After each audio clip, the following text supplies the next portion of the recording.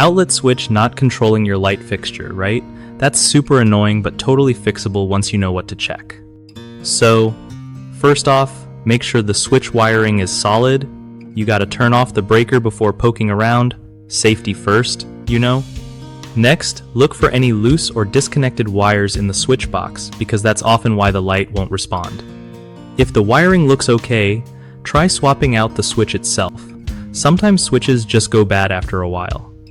Also, double check that the fixture's wiring isn't messed up. If the wires to the light are loose or reversed, it won't work right. Using a voltage tester can help you see if power is actually reaching the switch and fixture. Remember, the black or red wire usually brings power in, and the white is neutral. Mixing these up can cause issues. If you're not comfy with electrical stuff, calling a pro is worth it so you don't risk anything. Lastly, sometimes outlets and switches share circuits weirdly, so confirm that everything's on the right circuit breaker. One of the biggest problems with outlet switches not controlling fixtures properly is faulty wiring.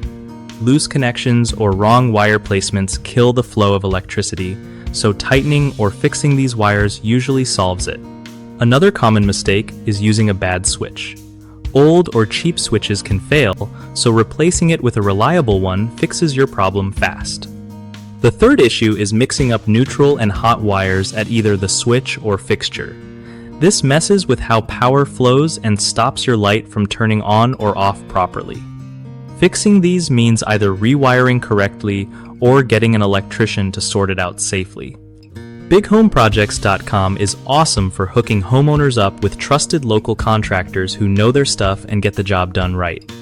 If you're a contractor, it's a great way to find new clients and grow your business without all the hassle of hunting leads yourself.